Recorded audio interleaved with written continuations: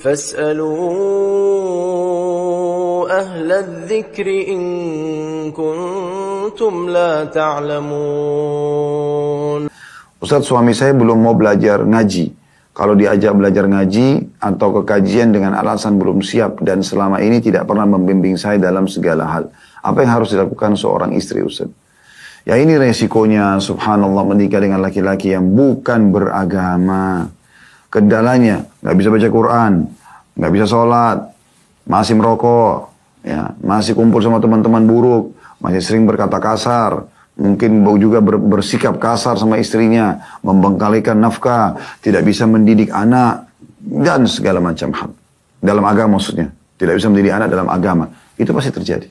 Dan itu semuanya terjawab hanya dengan menikah dengan laki-laki mukmin. Makanya Allah subhanahu wa ta'ala sudah memerintahkan Nabinya Muhammad SAW, ingatkan, wahai para wanita, idza ja'akum man tardawna dinahu wa khuluquhu fazawwijuh. Kalau datang kepada kalian laki-laki yang kalian ridhoi akhlaknya dan agamanya, nikahkan dia. Agama, akhlak dan agama. Bukan tampan dan kayanya. Nikahkan dia.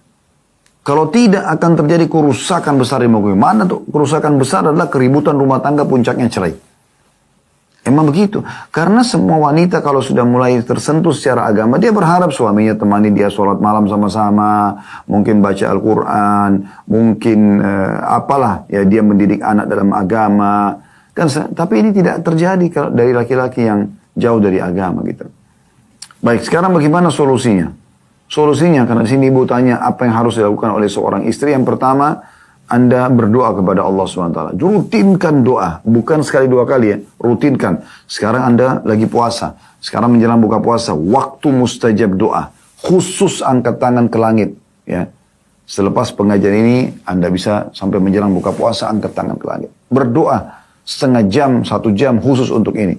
Ya Allah berikan hidayah. Ya Allah ubah suamiku ya Allah. Buat dia faham agamamu. Jadikanlah dia sebagai wali-walimu.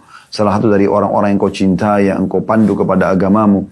Mudahkan dia untuk bisa mempelajari agamamu. Dan seterusnya. Kirimkanlah dia orang-orang yang bisa membentuk pribadi-pribadi keislaman dia.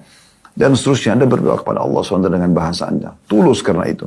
Yang kedua, tawassul dengan amal saleh. Terutama sedekah, ini selalu saya ingatkan. Masalah apapun yang Anda hadapi, coba sedekah. Atau sebagian ulama salaf, sedekah itu walaupun kecil, asal orang ikhlas, bisa mengeluarkan orang dari 70 permasalahan yang sedang dia hadapi. Bukan cuma 1-2, 70 permasalahan. Jadi coba, ya, Anda di sini, kalau ada orang miskin bersedekah, kayak sebentar mungkin buka puasa, Anda bisa kirim ke musola dekat rumah, Anda bisa kasihlah, keluarkan. Maka ini insya Allah dengan izin Allah subhanahu wa ta'ala akan niatkan supaya suaminya dapat hidayah. Yang ketiga, tidak usah lagi mengajak dia kalau memang sudah diajak dia selalu nolak. Tapi cobalah di rumah misalnya, di saat dia ada, Anda putar ceramah yang Anda dengar. Mungkin dia juga dengar gitu. Ya.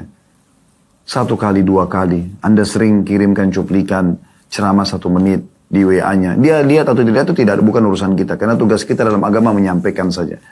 Kita berharap sambil mengirim, ya Allah mudah-mudahan menjadi penyebab hidayahnya. Saya sering ketemu, karena saya ketemu seorang bapak, Masya Allah punya kedudukan yang bagus di satu perusahaan ya, pemerintah kita, perusahaan pemerintah resmi.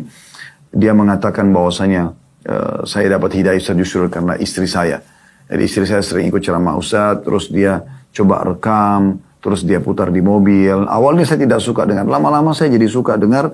Dan akhirnya bisa gitu. Ya. Saya tersentuh dan itulah sebabnya kenapa saya panggil Ustadz untuk ceramah gitu. Jadi dia dapat hidayah justru karena istrinya. Jadi ini memang yang membuat salah satu fungsi daripada istri ataupun suami menjadi penyebab hidayah dari pasangannya. Allahu a'lam. أهل الذكر إن كنتم لا تعلمون